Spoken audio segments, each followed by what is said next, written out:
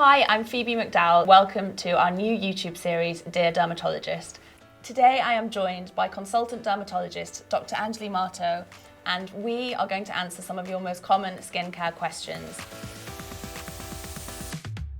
So Josie wrote in, she's 27, she's from Southwest London, she's a publicist, and she has been suffering with blackheads for over a decade.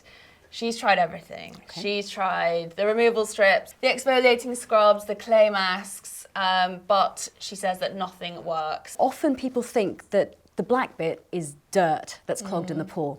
That's not actually the case. And I know that a lot of people who've got blackheads will over-cleanse the skin in an attempt to scrub the dirt out. Yes. What the black dot actually is excess oil and dead skin cells that have formed a little plug in the hair follicle, and then that has reacted with air and oxidized. And it's that that's actually the black dot rather than dirt itself. So, Yep.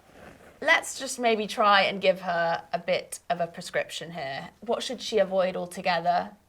So I would say, whilst a lot of people like to use thick, heavy cleansing balms and oil-based balms, particularly for double cleansing.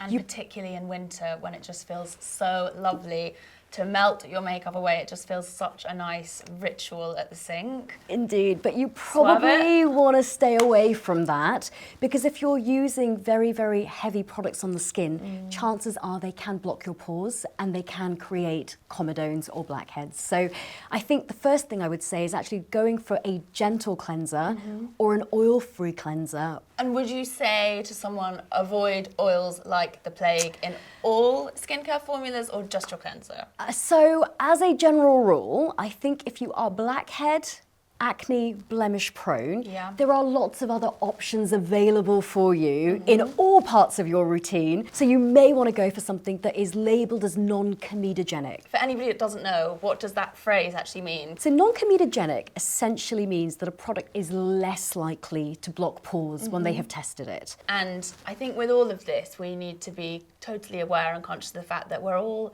inundated with so many products on a daily basis. You don't want to be adding a lot of layers to your skin. You want to be keeping it as simple as possible. I would probably start off with a cleanser or a toner that contains salicylic acid. And what salicylic acid will do is it will actually have the ability to penetrate the pore and reduce oil production. So it's very good for regulating oil on the skin. The second thing that it will act as an anti-inflammatory, and it will also exfoliate the skin. So if you are prone to blackheads developing and the pore clogging and more dead skin cells piling up, it will help get rid of that over time as well. The main thing though I would advise and caution against is don't use it in every single product that you're applying. So don't use it in your cleanser and use a toner and use a moisturizer that have got salicylic in it.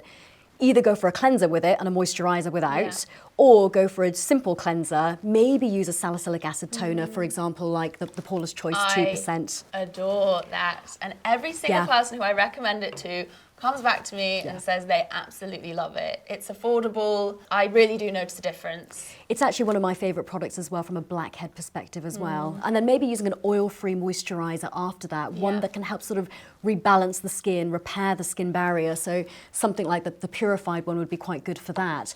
The key thing though here again, it's patience. You're not going to see any miracles with using these products within a week or even 2 weeks. Yes. You really often have to be using these products for at least 12 weeks. Okay, so we've cleansed, we have exfoliated, and we've moisturised. Yep.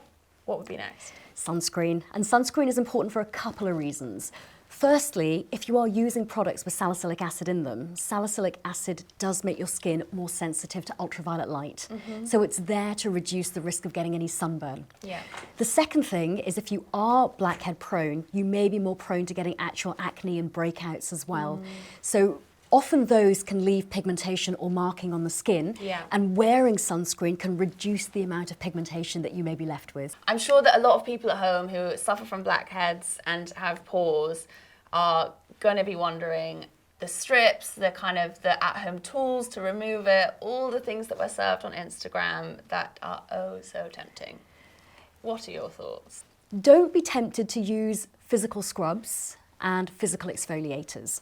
So the physical is when we're describing it's got little bits of walnut shell or whatever, and we're just kind of abrasively rubbing. That's exactly right. And I think that's the thing, because if you're blackhead prone, I think sometimes people think their skin is dirty and then they will over cleanse the skin and over scrub the skin and lead to irritation. Yeah. So I don't like, generally speaking, physical exfoliators in that context for blackhead prone skin. There's a place for them, it's just not here. Yeah. So just to recap, Josie, your prescription is in the morning.